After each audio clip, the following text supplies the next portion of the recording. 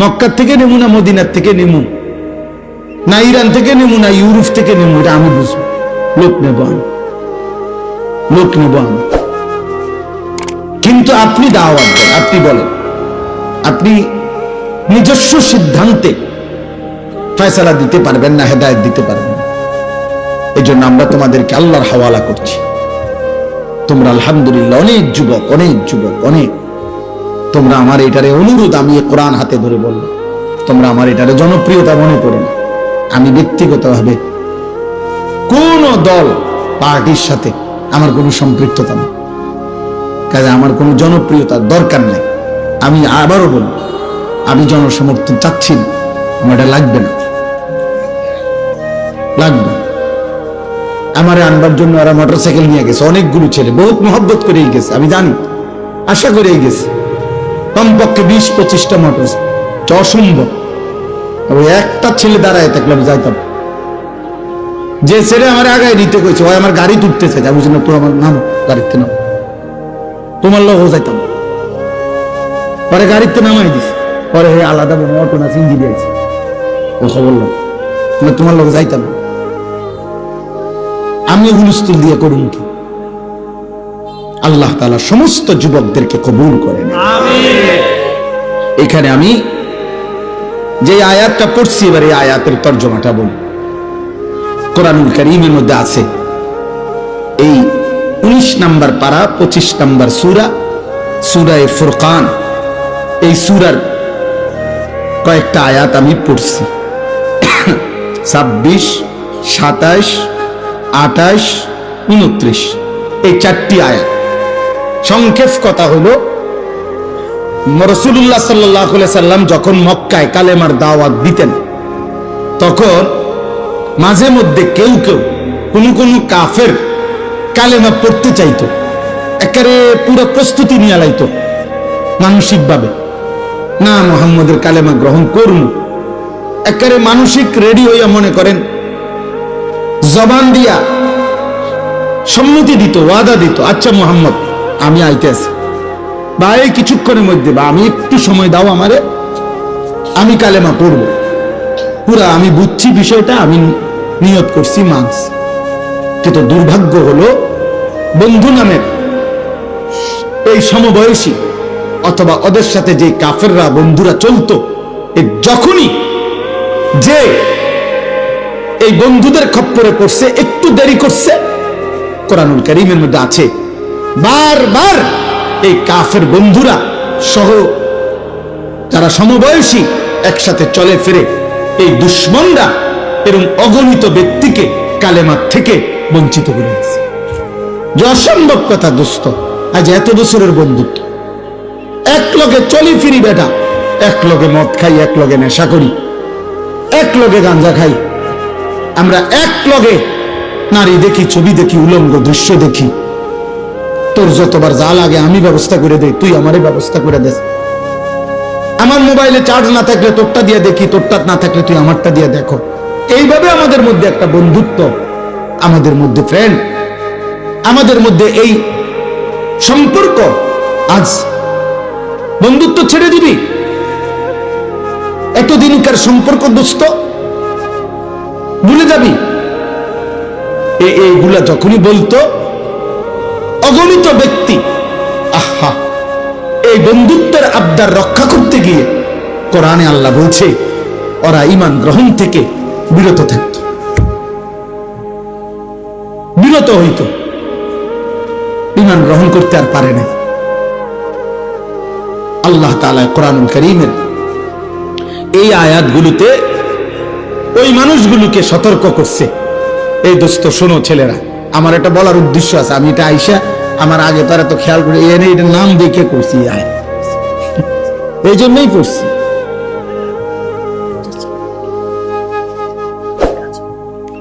মানে এখন নামটা তো সুন্দর, ফ্রেন্ডস ক্লাব, দোস্ত ক্লাব, এই দোস্ত ক্লাবের জন্য বলছি আয়াত, এটা দেখেই আমি এই আয়াত পড়ছি। আমি আরেকখান দিয়া পড়বো নিয়ত করছিলাম কোরআন শরীফের, কিন্তু ওই নাম আইসা দেখা তাৎক্ষণিক এখান থেকে পড়ছি ফ্রেন্ডস এর জন্য।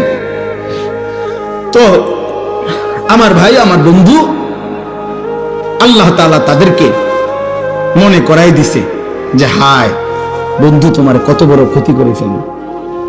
আয় আয় হায় দোস্ত, সে হয়তো বলছিল দোস্ত হুজুরের কথাগুলো ভাল লাগছে রে, না রে নামাজ পড়বো রে, আরে দূর বেটা, বেটা দাঁত ফেলাই তুমি বেটা, পাগল কোথাকার বেটা, এরকম কত হুজুর আইয়ে যায় বেটা, চিনি না বেটা, হুজুরের মধ্যে তো কত বেটা সদর বদর আছে বেটা, হুজুরের তো কথার স্টেশন না, এই মানে আমাদের দিলওয়ারি,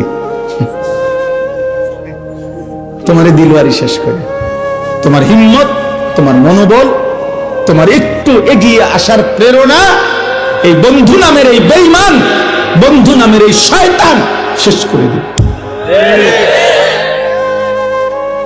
আল্লাহ তাআলা বলেন হায় খোদার কসম, এই মানুষগুলো যারা বন্ধুর কারণে, আব্বা শোনো, যারা বন্ধুর কারণে আল্লাহ মানতে পারে নাই, নামাজ মানতে পারে নাই, সেজদা দিতে পারে নাই, আল্লাহর গোলামি করতে পারে নাই, গুনাহ ছাড়তে পারে নাই, নারীর লোভ ছাড়তে পারে নাই, মদ জুয়া জিনা ব্যভিচার নোংরামি অসভ্যতা ছাড়তে পারে নাই, আমি এই কোরআন হাতে কসম করে বলছি রে আব্বা, কিয়ামতের দিন ওই বন্ধুর কথা স্মরণ করে এই যুবক, এই ছেলেরা, এই মানুষগুলো আফসোস করবে, আফসোস করবে, আফসোস।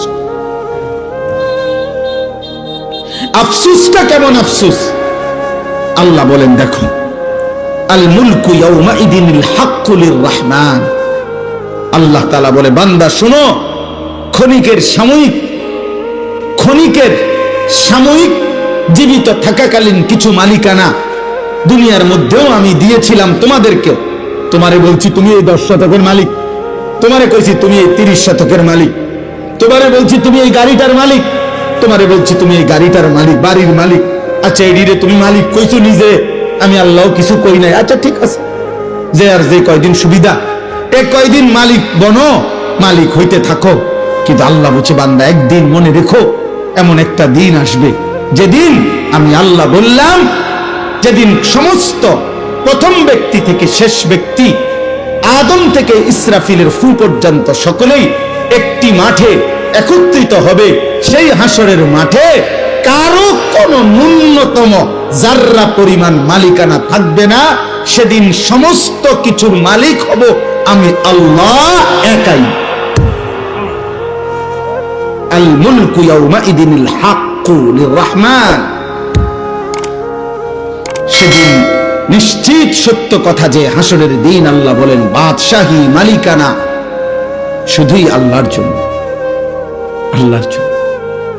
আর ওয়াকানা ইয়াওমান আলাল কাফিরিনা আসীরা। আর সেদিন কাফের, নাফরমান, বেঈমান, পাপী আল্লাহ বলে তাদের জন্য হবে বড় কঠিন, কঠিন। আজ তো আমি তোমারে আলগা মালিকানা দিছি দেখা তুমি মাতবুরি করছো, এ হুজুর জান এটা আমনের নি, এটা আমগো বাড়ি, আমি এনে ডেক্সেট বাসাই নলে ল্যাংটা হইয়া নাসি, আমনের কি জানেন তেমনি। তো হুজুর মনে করছে হ ঠিক তো তাগো বাড়ি, এর চাইতে বেশি বলার অধিকার আমার কি আর আছে? কইছি বাবুরে পাত্তা দিছে না, আমি আর কি করি? তো দুনিয়াবি মালিকানার কিছুটা দাপট তো তুমি দেখাইলা। আল্লাহ তাআলা বলেন সেদিন হাসরের ময়দানে আল্লাহ বলেন সমস্ত কাফের, বেঈমান, নাফরমান তাদের জন্য বড় কঠিন হবে। কারণ সেদিন শুধুই মালিকানা কার? বলো না ভাই কার? বলেন না বাবা কার? আল্লাহ বলেন ওয়ায়াউমা ইয়াআদ্দু যালিমু আলা ইয়াদাইহি। এই সেদিন, এই শোনো, সেদিন প্রত্যেক পাপী, নাফরমান জাহান্নামের দৃশ্য দেখবে, আযাবের হুঙ্কার শুনবে, ফেরেশতাদের আওয়াজ শুনবে। এই চারিদিকের এই বিভীষিকাময় হাসরের ময়দানের ভয়ঙ্কর দৃশ্য দেখে আল্লাহর কসম আল্লাহ বলে সেদিন পাপী, জালেম, নাফরমান, পাপী, জালেম মানে এখানে পাপী, পাপী ব্যক্তি নিজের আঙ্গুল দিয়ে নিজের দাঁত এইভাবে কামড়াবে। ইয়াআদ্দু যালিমু আলা ইয়াদাইহি। প্রত্যেক পাপী নিজের হাত নিজের দাঁতে কামড়াইতে থাকবে। আহা কি করে, আহা কি করে। يقول يا ليتني اتخذت مع الرسول سبيلا। আঙ্গুল কামড়াইতে কামড়াইতে ছিঁড়ে ফেলতে চাইবে, দাগ বসায় ফেলবে, আর চোখের পানি ফেলে আফসোস করবে আর বলবে হায় আমি যদি রাসূলের পথ ধরতাম। ইয়া লাইতানি ইত্তাখাযতু মা'আর রাসূলি সাবিলা। আহা মন্দ কপাল আমি যদি বন্ধু, আমি যদি রাসূলের পথ ধরতাম।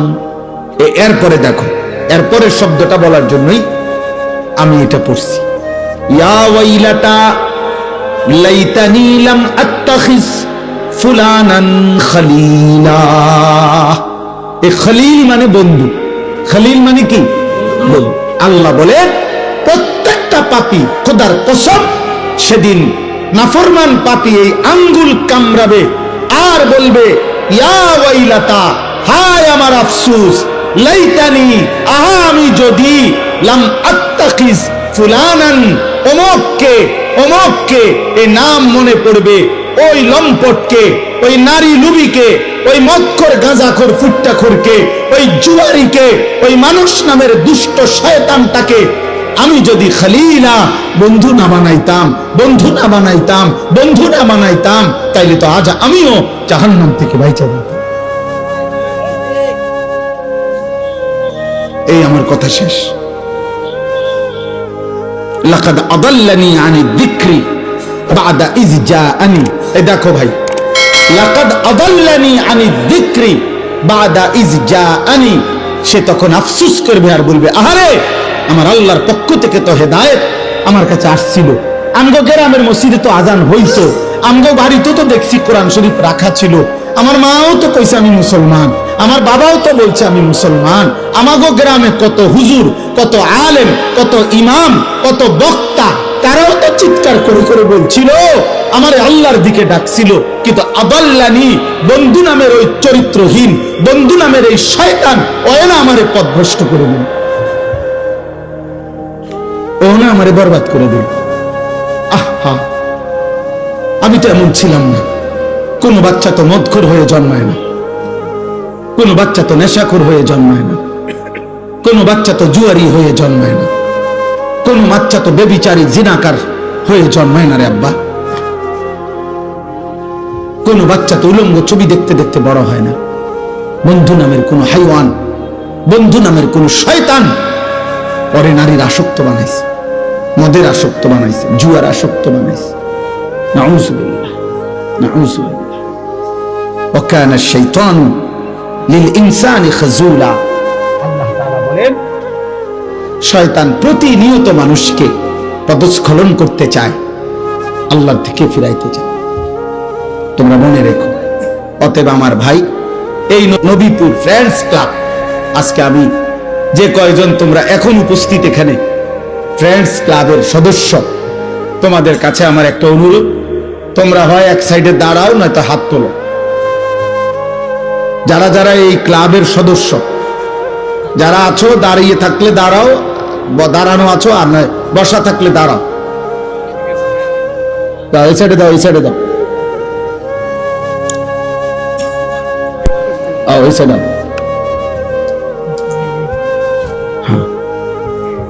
হ্যাঁ, আর আছে তোমরাও, বুঝতো তোমরাও, আপনারাও, মাশাআল্লাহ। আর ওদিকেও আছে কিছু, হ্যাঁ, এই বেজদারিরাও না, মাশাআল্লাহ, মাশাআল্লাহ। আমি তোমাদের কাছে অনুরোধ ভাই, কোরআনুল কারীমের শেষ কথা হলো আমার, আল্লাহ কোরআনে বলছেন আল আখিল্লাউ ইয়াউমাইদিন বা'দুহুম লিবা'দিন আদুউন ইল্লাল মুত্তাকিন।